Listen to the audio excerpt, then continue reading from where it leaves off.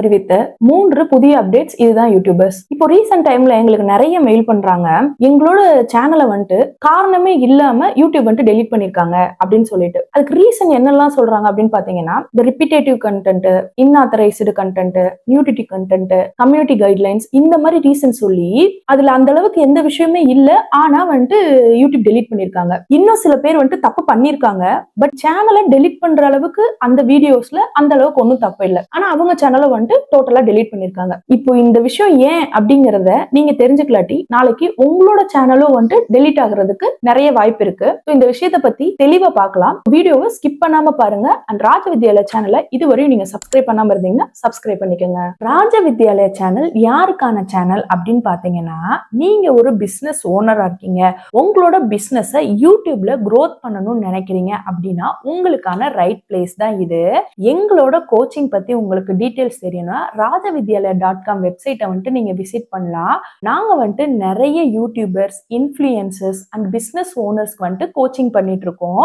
உங்களோட channel starting stage 0ல இருந்து 1000 subscriber கொண்டு வந்து 4000 வாட்ச் ஹவர்ஸ் கொண்டு வந்து ஜஸ்ட் 4 monthsல மானிடைஸ் மாஸ்டர் அப்படிங்கிற மெத்தடை யூஸ் பண்ணி மானிடைஸ் பண்ணி கொடுத்துட்டு இருக்கோம். ஸோ இதுல நீங்க வந்துட்டு ஷார்ட்ஸ் போட தேவையில்லை, லைவ் வர தேவையில்லை, ஜஸ்ட் 2 வீடியோஸ் வீக்லி அப்லோட் பண்ணியே உங்களோட சேனலை மானிடைஸ் பண்ண முடியும். இதே நீங்க ஒரு மானிடைஸ் ஆன சேனலா இருக்கீங்க அப்படின்னா உங்களுக்கு சேனல் மேனேஜ்மெண்ட்டுமே நாங்க பண்ணி கொடுத்துட்டு இருக்கோம். உங்களுக்கு எடிட்டிங் பண்றது, ஒரு தம்ப்நெயில் கிரியேட் பண்றது, டைட்டில் வைக்கிறது, அந்த உங்க வீடியோ வந்துட்டு கரெக்டான டைமுக்கு ஷெட்யூல் பண்ணி அப்லோட் பண்றது அப்படிங்கிற மாதிரி மேனேஜ்மெண்ட்டுமே நாங்க பண்ணிட்டு இருக்கோம். நாங்க இது மாதிரி எங்களோட கோச்சிங்ல சக்சஸ் பண்ண நிறைய சக்சஸ் ஸ்டோரிஸ் வந்துட்டு ஃபர்ஸ்ட் கமெண்ட்ல பின் பண்ணிருக்கோம். ஸோ அதையுமே மஸ்ட் விசிட் பண்ணி பாருங்க.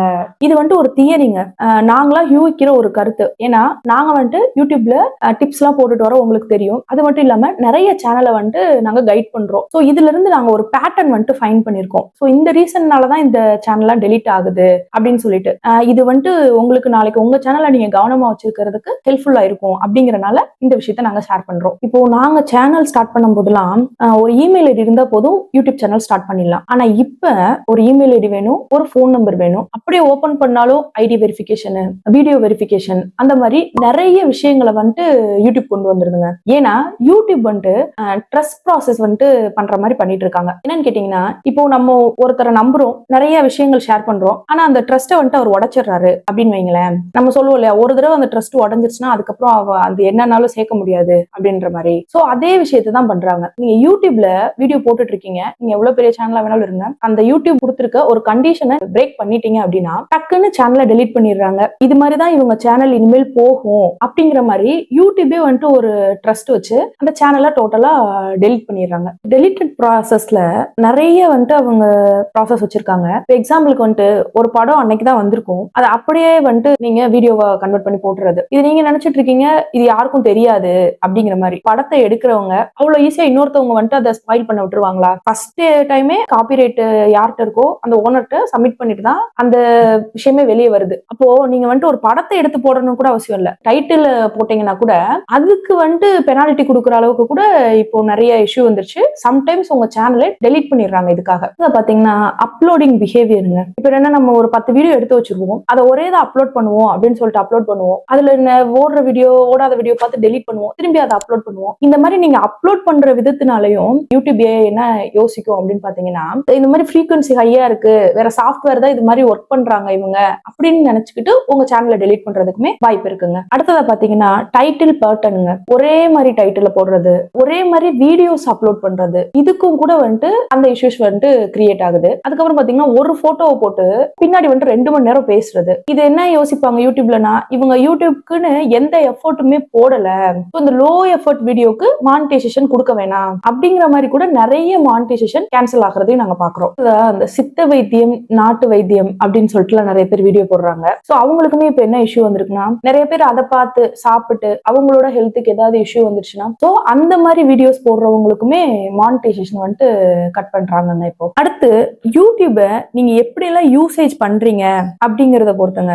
நிறைய பேர் வந்துட்டு என்ன பண்றாங்கன்னா, காசு கொடுத்து சப்ஸ்கிரைபர் வாங்குறது, வாட்ச் ஹவர்ஸ் வாங்குறது, இந்த மாதிரி எல்லாம் பண்ணிட்டு இருக்காங்களா யூடியூப்ல. அதாவது ஒரு தேர்ட் பார்ட்டி வந்துட்டு உங்களோட ஒர்க்ல அசைன் ஆயிருக்காங்களா அப்படிங்கறதெல்லாம் ஈஸியாவே வந்துட்டு கண்டுபிடிச்சிடலாம். உங்களோட கூகுளுக்கு உங்களை பத்தி நிறைய தெரியும், அதானே கரெக்ட்? இப்போ எக்ஸாம்பிளுக்கு கூகுள் மேப் இருக்கு, நீங்க எங்க போறீங்க, அந்த போற வழியில டிராபிக் இருக்கா இல்லங்கிறது அந்த கூகுளுக்கு எப்படி தெரியுது? அந்த லொகேஷன் உங்கள்ட்ட இருந்தா எடுக்கிறாங்க. இது மாதிரி நிறைய ஆப் பத்தி சொல்லிட்டே போலாம். நீங்க பிளே ஸ்டோர்ல என்ன ஆப் டவுன்லோட் பண்றீங்க அப்படிங்கிறது முதற்கொண்டு அவங்களுக்கு தெரிஞ்சிருது. நீங்க என்ன நினைச்சுக்கிறீங்க, நிறைய சேனல் ஓபன் பண்ணலாம், அதுல ஏஐ வச்சே நம்ம வீடியோ கிரியேட் பண்ணலாம், கண்டென்ட் அதுல இருந்து வாங்கிக்கலாம், இந்த மாதிரி நீங்க பண்ணலாம்னு நினைக்கிறீங்க. ஆனா இதெல்லாம் வச்சிருக்க ஒருத்தவங்க தான் அந்த யூடியூபே ரன் பண்றாங்கிறத நீங்க ஈஸியா மறந்துடுறீங்க. யூடியூப் டீம் என்ன நினைக்கிறாங்க அப்படின்னா, இதெல்லாம் வச்சு உங்களோட சேனல் எந்த மாதிரி போகுது, இந்த யூடியூப் சேனல் எதை பத்தினது, இது இருக்கலாமா வேணாமா, அந்த டெலிட் பண்றதுக்கான ஆத்தரைஸ்ட் அவங்க எடுத்துக்கிறாங்கல்ல.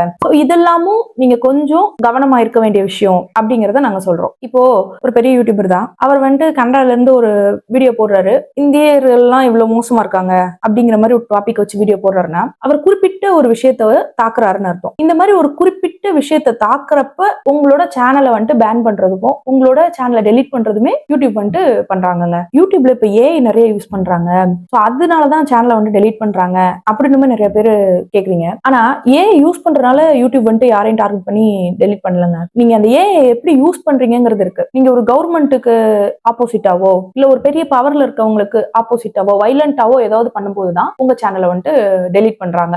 சில நேரங்கள்ல யூடியூப் பெர்மனன்ட் பேன் கூட பண்றாங்க. அதாவது கிரியேட்டரை அவங்க டார்கெட் பண்ணிடுறாங்க. அந்த கிரியேட்டர் எத்தனை சேனல் ஆரம்பிச்சாலும் அவரோட வீடியோ அப்படின்னு தெரிஞ்சாலே அதை பேன் பண்ணிடுறாங்க, அந்த சேனலை டெலிட் பண்ணிடுறாங்க. இதை நீங்க யூடியூப் சேனல்லயே நீங்க சர்ச் பண்ணி பார்க்கலாம். ஏன்னா யூடியூப் பொறுத்தளவு இந்த பாகுபலி படத்துல சொல்ற மாதிரி தான், இதுதான் என் கட்டளை, என் கட்டளையே சாசனம். யூடியூப் முடிவு பண்ணிருச்சுன்னா அது பேன் பண்ணதுதான், டெலிட் பண்ணிட்டாங்க யூடியூப்.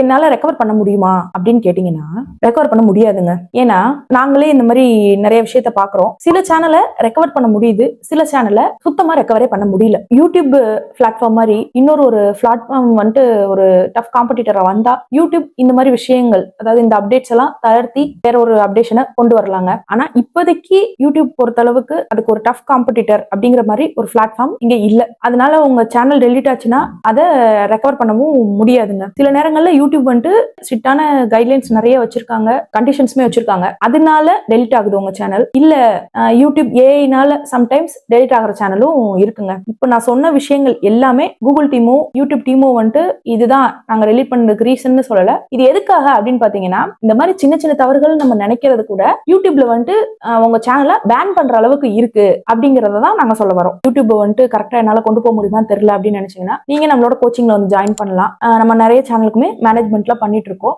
அதோட ஸ்டோரிஸ் எல்லாமே ஃபர்ஸ்ட் கமெண்ட்ல பின் பண்ணிருக்கேன், நீங்க விசிட் பண்ணி பாருங்க.